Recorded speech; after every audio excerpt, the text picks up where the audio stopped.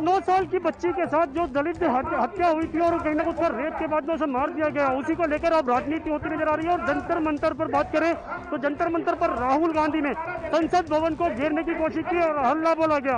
और लगातार यही कोशिश की जा रही है कि 9 साल की जो बच्ची, दलित बच्ची के साथ जो घटना घटी है, उसको लेकर कहीं ना कहीं केंद्र सरकार को घेरा जाए। और केंद्र सरकार की तरफ से अभी तक कोई भी जवाब नहीं दिया गया।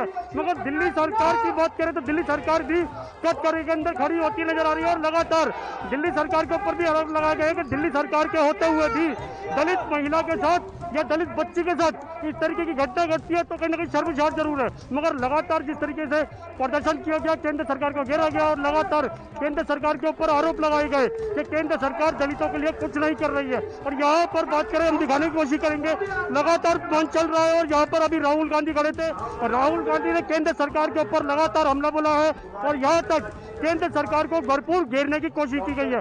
यहाँ तक लगातार प्रशासन की जो पोल थी उनकी पोल भी खोलते हुए नजर आए हैं। देखना होगा कि ये कांग्रेस का प्रदर्शन कितना जारी रहेगा। कैमरा पर्सन इरफान खान के साथ राजीव कुमार तिवारी, एनबी न्यूज, दिल्ली।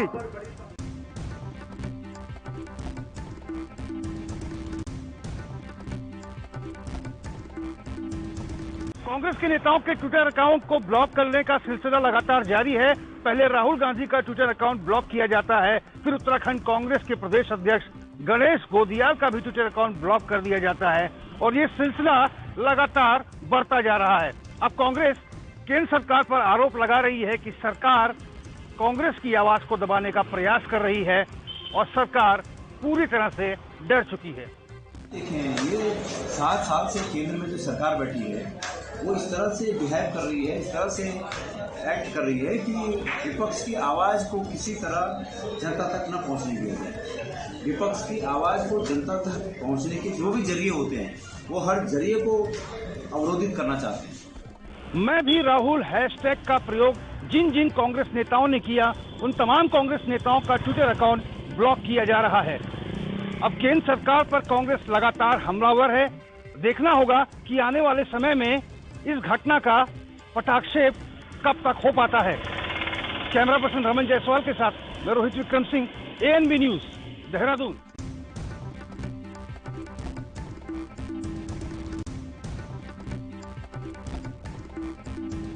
15 अगस्त के मद्देनजर जम्मू कश्मीर में सुरक्षा व्यवस्था को चाक चौबंद किया गया है। अंतर्राष्ट्रीय सीमा हो, एलओसी हो या शहर के भीतरी इलाके हों, वहां पर सुरक्षा बलों की तैनाती को बढ़ा दिया गया है।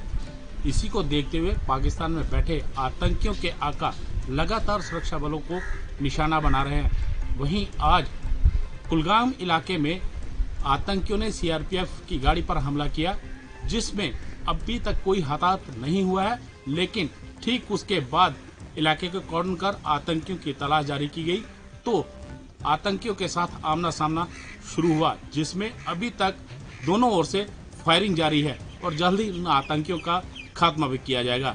Ravindra Kumar Srivastava, ANB news, Jammu.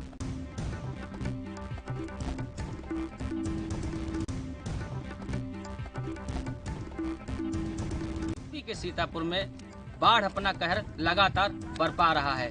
आपको बता दें, मैं इस समय सीतापुर जनपद के रेवसा के चहलारी घाट पे मौजूद हूँ। यही नदी के वजह से सैकड़ों गांव जलमग्न हो गए। वहाँ के लोग पलायन करके रोडों पे पॉलीथीन डाल के, झुग्गी झोपड़ी डाल के अपना गुजर बसर कर रहे हैं। वहीं के निवासी स्थानीय श्री केशन ने बताया कि हमारे परिवार में 3 दिनों से खाना नहीं बना है। खाने बनाने का मुख्य कारण है कि जो लकड़ियां थी वो पानी में बह गईं, जंगल जो था पूरा पानी में है और वहाँ उनके पास न तो रसोई गैस है और जिला प्रशासन की या खाने पीने की बात करें तो कोई भी खाना पीना की व्यवस्था जिला प्रशासन द्वारा नहीं की गई है। उनके लड़के भी धीरे धीरे बीमार हो रहे हैं क्योंकि ये गंदा पानी के वजह से प्रदूषण फैल रहा है। उसी प्रदूषण से लगातार उनके बच्चे संक्रमित हो रहे हैं। स्वास्थ्य विभाग के द्वारा वहाँ भी टीम भी कोई नहीं गई कि जो उनका परीक्षण किया जाए, क्या प्रॉब्लम है, किस तरीके से बच्चों का तबीयत खराब है। अगर बात करें जिला प्रशासन के द्वारा उनका राहत बचाव की तो दावे तो लाख किए जाते हैं, यहाँ तक मंत्री तक आते हैं मौके पर। करोड़ों रुपया बजट का आता है, वो कहाँ जाता है? केवल खाना पूर्ति कागजों की जाती है। करोड़ों रुपया बह जाता है पानी में और जो ग्रामीण होते हैं वो अपने घर छोड़ के रोडों पे रहते हैं क्योंकि घर पूरा पानी में बहकर नाश्ता नाबूद हो जाता है, जिसके बाद जिला प्रशासन अपना खाना पूर्ति करके पल्ला झाड़ लेता है। कैमरा पर्सन श्याम गुप्ता के साथ ANB न्यूज सीतापुर।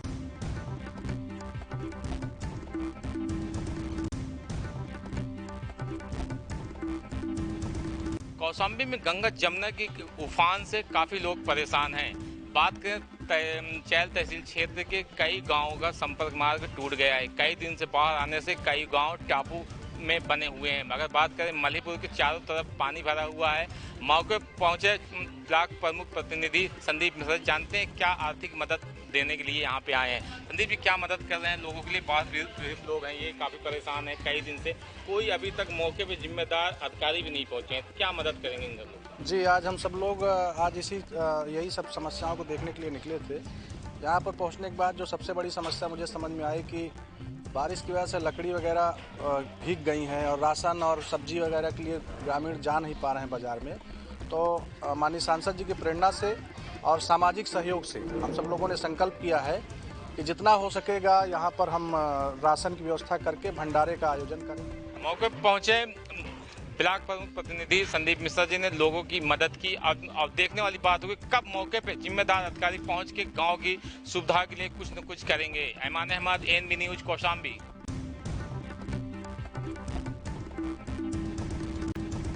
जलस्तर लगातार बढ़ता जा रहा है। मैं मिर्जापुर जनपद के चुनार तहसील में मौजूद हूँ। ANB न्यूज लगातार बाढ़ की खबरें दिखाता रहा है। आपको बता दें कि चुनार के तहसील इलाके में लगभग 3 तरफ पानी अंदर प्रवेश कर चुका है। वही मैं भारतीय स्टेट बैंक के रोड पर मौजूद हूँ। यहाँ पर लोग नाव के सहारे आ जा रहे हैं बैंक के काम से। आपको बता दें कि तहसील होने की वजह से हजारों लोग प्रतिदिन यहाँ पर आते हैं, लेकिन एक ही रास्ता बचा हुआ है चुनार नगर में आने जाने के लिए। मिर्जापुर से ANB न्यूज संवाददाता राम कुमार सिंह।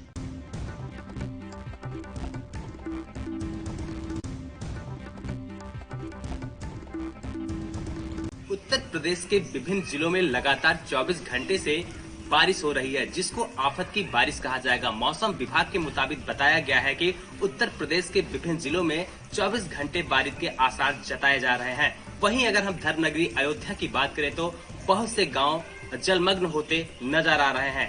आखिरकार ये जिम्मेदार अधिकारियों के चलते हुआ है। बारिश के पहले अलर्ट नहीं रहते हैं, लेकिन जिस तरीके से लगातार कल रात से ही बारिश हो रही है, जिसका पूरा कारनामा आप देख सकते हैं कि लगातार पूरा गांव जलमग्न होता हुआ नजर दिखाई दे रहा है। 6 से 7 घरों में पानी घुस गया है। ऐसे में गरीब परिवार पेड़ के नीचे रहने के लिए बेबस हो रहे हैं। जो तस्वीरें दिखा रहे हैं वो आपको बताते चले कि अयोध्या जनपद के सोहावल तहसील के खिरौनी मजरे भुलई की पुरवा की है, जहां पर 4 से 5 घर जलमग्न हो गए हैं और उनका पूरा सामान जलमग्न हो गया है। ऐसे में इसको आफत की बारिश कहा जाएगा। कहीं मिट्टी की दीवारें गिर रही हैं तो कहीं आकाशीय बिजली की खबर भी सुनाई दे रही है। जैसा कि आप देख सकते हैं, लगातार भारी बारिश होने से सरयू नदी का जलस्तर भी काफी तेजी से बढ़ता जा रहा है। वीडियो पर्सन पंकज पाठक के साथ Gaurav Mishra, ANB news channel, Ayodhya.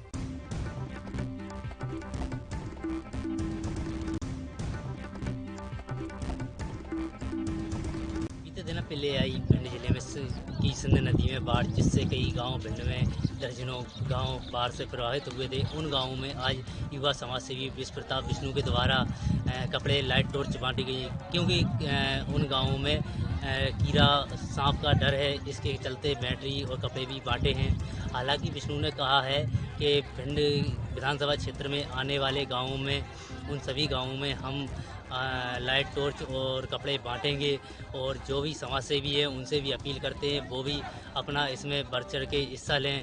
ऐसे में चाहे वो विधायक हो या पूर्व सांसद हो या सांसद हो, वो निरंतर उन बाढ़ प्रभावित इलाकों में जा रहे हैं, बाढ़ प्रभावित लोगों की सुन रहे हैं, हालांकि मदद भी कर रहे हैं। भिंड से कैमरा पर्सन के साथ आकाश कुमार की।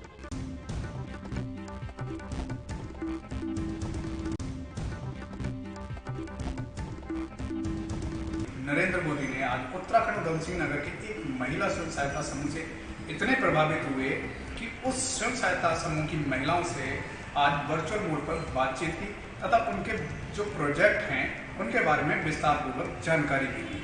देखिए, जो हमारी नारी शक्ति क्लस्टर है, उनकी जो उदय स्वयं सहायता समूह है, उनकी अध्यक्ष और जो ग्रुप के मेंबर्स हैं, उनसे माननीय प्रधानमंत्री जी ने संवाद स्थापित किया है और महिलाएं इससे बहुत ज़्यादा उत्साहित हैं और बहुत खुश हैं और ये हमारे ग्रुप के लिए बहुत ही गर्व और सम्मान का भी विषय है कि उनको राष्ट्रीय स्तर पर एक पहचान मिली हुई है। और देश के प्रधानमंत्री नरेंद्र मोदी जहां उधम सिंह नगर के स्वयं सहायता समूह की महिलाओं से प्रभावित हुए तो उन्होंने जो है हर संभव उन महिलाओं को केंद्र सरकार, राज्य सरकार एवं जिला प्रशासन से हर संभव मदद का आश्वासन दिया तथा उनसे उनके प्रोजेक्ट के बारे में विस्तार पूर्वक जानकारी ली। अपने सहयोगी के साथ ANB न्यूज रुद्रपुर से मुमताज अहमद।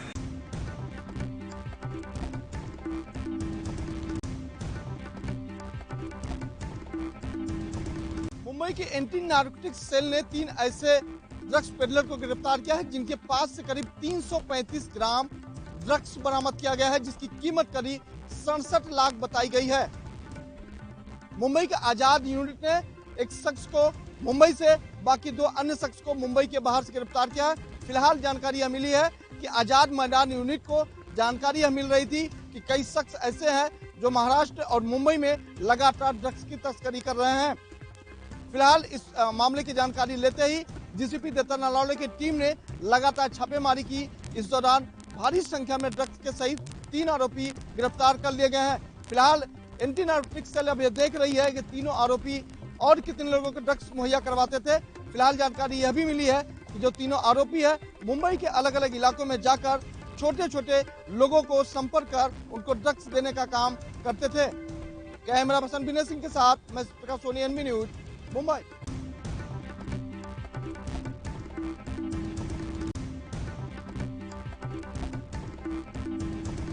देवरिया पुलिस लगातार अपराधियों पर नकेल कसने की तैयारी में है। जैसा कि हम बता दें कि देवरिया में फिर पुलिस ने एक बार कल कुर्की का आदेश किया और एक अभियुक्त के विरुद्ध 51 लाख के संपत्ति को कुर्क किया है।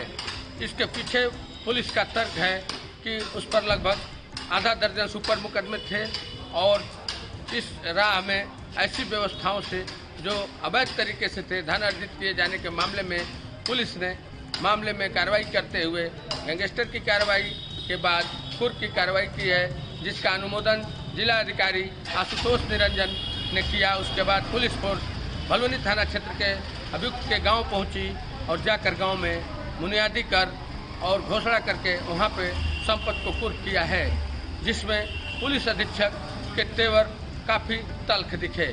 हम बता दें कि जिले के ऐसे लगभग आधा दर्जन से ऊपर मामले सामने आ चुके हैं, जिसमें पुलिस लगातार कार्रवाई कर रही है, कुर्क कर रही है, गैंगस्टर की कार्रवाई हो रही है और अपराधियों पर नकेल कसने का कार्य तेजी से किया जा रहा है, जिसमें यहाँ पर देवरिया के भूमाफियाओं और अनेक अपराधियों पर पुलिस की नज़र बनी है और लगातार कार्रवाई से हड़कंप में मचा है।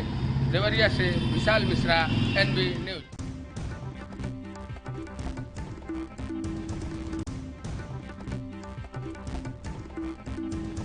गांव में दबंगों से परेशान महिलाएं आज जिलाधिकारी कार्यालय पहुंची। उनका आरोप है कि गांव में जो वो अपने आवास के निर्माण के लिए सामान एकत्रित करती हैं और उस पर काम लगाती हैं तो गांव के कुछ दबंग उसमें रोड़ा बन जाते हैं। पूरा मामला रायबरेली जनपद के गुरबकसगंज थाना क्षेत्र के ओनई पहाड़पुर गांव का है। वहां से 1 दर्जन महिलाएं आज जिलाधिकारी कार्यालय पहुंची और उन्होंने न्याय की गुहार लगाई। उनका आरोप है कि जब गाँव में वो अपने आवास के निर्माण के लिए सामान एकत्रित करती है और उस पर काम लगाती है तो गाँव के कुछ दबंग उस पर रोक लगाने लगते हैं। इसकी शिकायत उन्होंने कई बार पुलिस से भी की, लेकिन पुलिस ने भी इनकी एक नहीं सुनी, इन्हें धुतकार कर भगा दिया है। गांव की महिलाओं का आरोप है कि वो लगातार कई बार इसकी शिकायत अन्य उच्च अधिकारियों से भी कर चुकी है, लेकिन कोई कार्रवाई नहीं हुई। वो घास फूस के छप्पर में रहकर ही अपने परिवार का गुजारा कर रही हैं। इस बारिश के मौसम में लगातार उनको काफी दिक्कतों का सामना करना पड़ रहा है। कैमरा पर्सन तेजभान के साथ अमर प्रताप सिंह, ANB न्यूज, रायबरेली।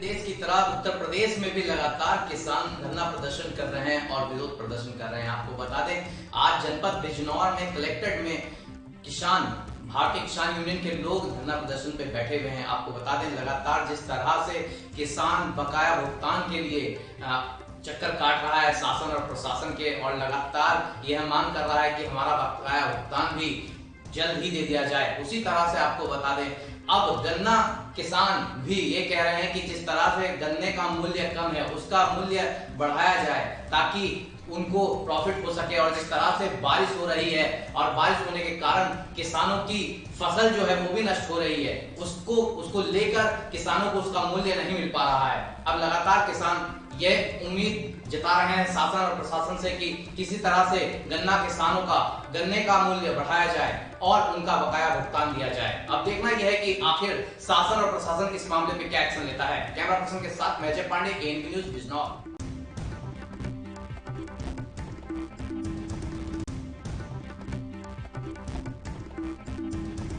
उत्तराखंड सूबे के पूर्व विधायक मदन सिंह बिष्ट का कहना कि उत्तराखंड में कांग्रेस की सरकार आई तो देवस्थानम बोर्ड होगा भंग। आपको बता दें, देवस्थानम बोर्ड को भंग करने की मांग को लेकर केदारनाथ में तीर्थ पुरोहितों का आंदोलन अब तेज हो गया है और इस मुद्दे को कांग्रेस छोड़ना नहीं चाहती है। देवस्थानम बोर्ड भंग करने के लिए केदारनाथ के तीर्थ पुरोहित संतोष त्रिवेदी ने खून से पत्र लिखकर प्रधानमंत्री नरेंद्र मोदी को पत्र भेजा है। उन्होंने पत्र में तीर्थ पुरोहितों की रक्षा के लिए यथाशीघ्र देवस्थानम बोर्ड को भंग करने की मांग की है और लिखा है कि सनातन धर्म पौराणिक परंपराओं के साथ छेड़छाड़ किसी भी दिशा में बर्दाश्त नहीं की जाएगी। इसी क्रम में द्वारहाट के पूर्व कांग्रेस विधायक ने कहा है कि अगर सूबे में कांग्रेस की सरकार आई तो कांग्रेस देवस्थानम बोर्ड को भंग करेगी। बात यह है कि सूबे में कांग्रेस की सरकार आती है या नहीं, देवस्थानम बोर्ड भंग होता है या नहीं। ANP न्यूज़ द्वारहाट, कैलाश पुजारी की रिपोर्ट।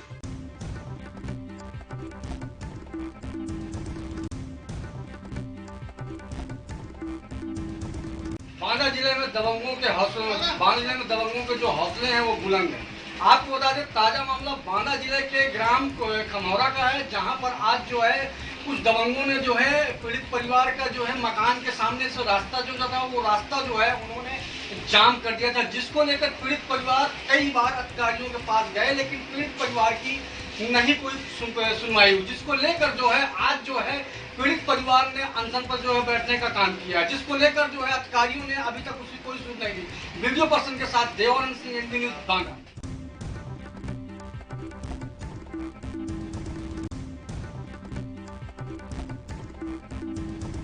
मंगलूर क्षेत्र के लंढोरा कस्बे से एक महिला का शव तालाब से मिलने से हड़कंप मच गया। मौके पर पहुंची पुलिस ने शव को कब्जे में लेकर पोस्टमार्टम के लिए भेज दिया है। आज दोपहर में एक सूचना मिली थी, लंढोरा से जो मंगलौर रोड है उस रोड पर लगभग लंढोरा से 1 किलोमीटर की दूरी पर राइट हैंड साइड में एक तालाब है, मेन रोड से लगभग 50 मीटर अंदर। तो उसमें किसी अज्ञात महिला का शव मिलने की सूचना मिली, जिसमें हम वहाँ गए थे। तो वह शव काफ़ी पुराना है, सड़ी गली अवस्था में, तो उसको हमने पंचनामा पोस्टमार्टम के लिए भेज दिया। तालाब से मिले महिला के शव की भी पहचान नहीं हो पाई है। पुलिस पहचान करने की कोशिश कर रही है। ANP के लिए मंगलौर से अकील अहमद की रिपोर्ट।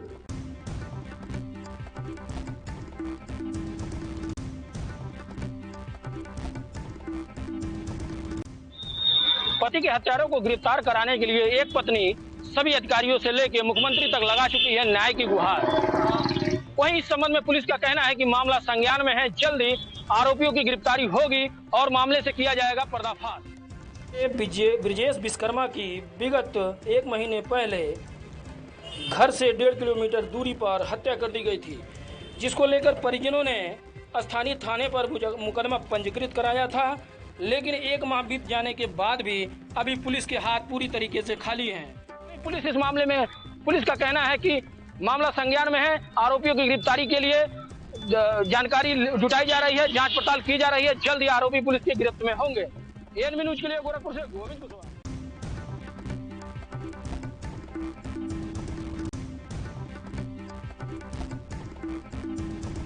मध्य प्रदेश के रीवा जिले में पुलिस को सफलता हाथ लगी है। पुलिस ने ऑपरेशन मुस्कान के तहत एक अपहरित लड़की को मुंबई से दस्तयाब किया है। जी हां, आपको बता दें कि रीवा के बिछिया थाना अंतर्गत रहने वाली एक नाबालिग लड़की को प्रेम जाल में फंसाकर आरोपी मुंबई लेकर चला गया था, जहां पर रीवा पुलिस ने साइबर सेल की मदद से लड़की को दस्तयाब किया है, तो वहीं आरोपी को भी गिरफ्तार कर लिया है।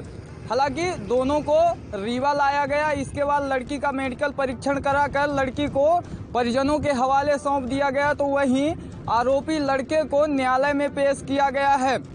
जी हाँ, बताया जा रहा है कि आरोपी गोविंदनगर थाना अंतर्गत का रहने वाला है, जहां आरोपी अपने एक दोस्त के मोबाइल से लड़की को पहले प्रेम जाल में फंसाया, इसके बाद लड़की को न्यू बस स्टैंड में बुलाया और बस स्टैंड से पहले बस के द्वारा लड़की को इंदौर लेकर गया। इंदौर ले जाने के बाद वह मुंबई लेकर चला गया लड़की को, और मुंबई में लड़की को 6 महीने तक बंधक बनाकर रखा रहा, जहां पर लड़की से लगातार वह शारीरिक शोषण करता रहा।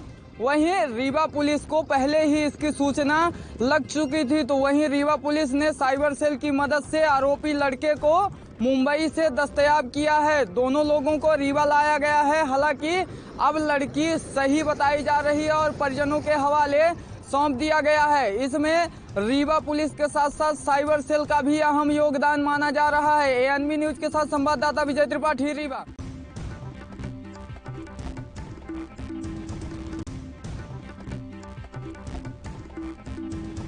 नहीं किया गया है। इंदौर की बात करें तो इंदौर में भी 300 से ज़्यादा पटवारियों ने आज प्रदर्शन करके गंजिंग कंपाउंड पे आज प्रदर्शन करके अपनी मांगों को लेकर सरकार के सामने अपना प्रस्ताव रखा और अपनी मांगों को पूरा करने के लिए सरकार को भी सख्त हिदायत दी है और नहीं पूरा करने पर अनिश्चित काल के लिए हड़ताल पर जाने का भी बात कही है। लगातार जो पटवारी हैं वो अपनी मांगों को लेकर प्रदर्शन कर रहे हैं। जो वेतन में विसंगतियां हैं उनको लेकर अपनी मांगों को लेकर प्रदर्शन कर रहे हैं। साथ ही पटवारियों का कहना है कि जो ग्रामीण क्षेत्र में कुशल पटवारी हैं वो लगातार योग्य पटवारी होने के बाद भी जो उनकी सैलरी है, उनकी वेतन है, वो भी बेहद कम है, तो वो सैलरी भी इनकी बढ़ाई जाए। साथ ही जो बहरहाल जब तक मांगे पूरा नहीं होंगी तब तक पटवारियों ने हड़ताल पर जाने की सरकार को चेतावनी भी दी है। एएनबी न्यूज़ के लिए कैमरा पर्सन अनिल चौधरी के साथ गणेश तिवारी।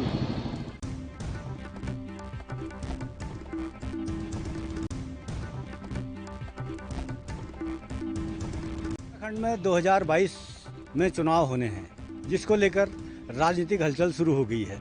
कांग्रेस इसको लेकर प्रदेश भर के कार्यकर्ताओं में जोश भरने लगी है।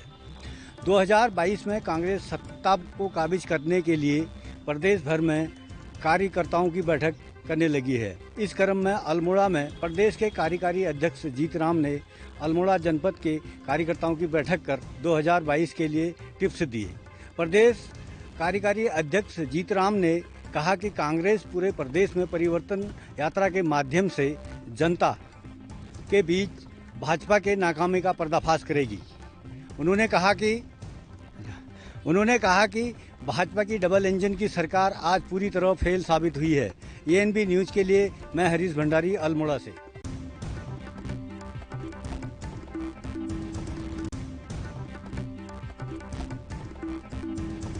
किच्छा में एसडीएम कार्यालय में पहुंचे ग्राम देवरिया चंदन नगर के तमाम ग्रामीणों ने क्षेत्रीय विधायक के खिलाफ मोर्चा खोलते हुए जोरदार प्रदर्शन किया। ग्रामीणों ने आरोप लगाया कि नगरपालिका द्वारा अनुसूचित जाति और ओबीसी जाति के मोहल्ले में सड़क निर्माण का कार्य शुरू किया गया था और नगरपालिका द्वारा सड़क को स्वीकृत कराया गया था, परंतु डामरीकरण करने के बाद अधूरे सड़क निर्माण को बीच में ही छोड़ दिया गया।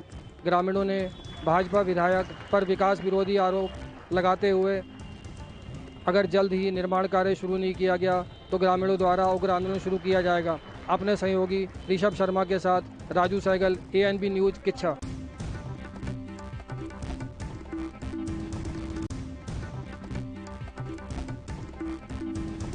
पंद्रह अगस्त यानी कि स्वतंत्रता दिवस, ये दिवस भारत में काफ़ी धूमधाम से मनाया जाता है, क्योंकि इसी के दिन ब्रिटिश को भारत के लोगों ने भगाकर इस देश में स्वतंत्रता की पहल की थी। इसी को लेकर आज हम महाराजगंज जिले के गोरखा रेजिमेंट के पास मौजूद हैं। आइए जानते हैं 15 अगस्त इनके लिए कितना खास है और ये 15 अगस्त को किस तरह से सेलिब्रेट करते हैं।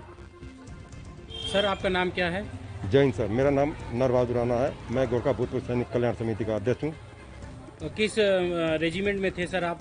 मैं जम्मू एंड कश्मीर राइफल से था सर। तो सर आप जब जम्मू एंड कश्मीर राइफल में थे तो आप 15 अगस्त किस तरह से मनाते थे और लोगों को इस समय आप घर पे बैठे हैं तो किस तरह लोगों को प्रेरित करते हैं 15 अगस्त मनाने के लिए? ये आपके लिए कितना सेलिब्रेट का दिन है?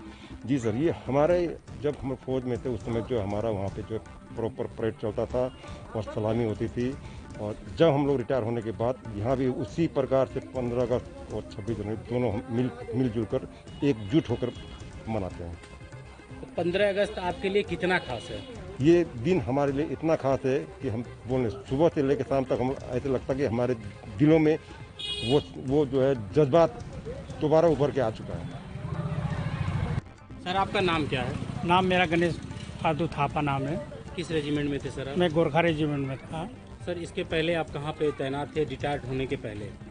रिटायर होने के पहले मैं 99 में कारगिल अटेंड करने के बाद 2000 में मैं रिटायर हुआ। तो सर उस समय जब आप वर्दी में थे तो 15 अगस्त को किस तरह से मनाते थे? 15 अगस्त को हम बड़ी धूमधाम से अच्छी तरह से पूरा परेड के जरिए हम इकट्ठे होके पूरे साथ में मनाते थे। उसमें सलामी साथ हथियारों के साथ में पूरा हमारा परेड होता था और वहाँ धूमधाम से मनाते थे। अभी भी इनके दिलों में देश के लिए वही जज्बा, वही जोश और वही जुनून है। अब इनका कहना है कि अगर जरूरत पड़ी तो हम देश के लिए अपना एक एक कतरा बहा देंगे। एनबी न्यूज के लिए महाराजगंज से अजय जायसवाल।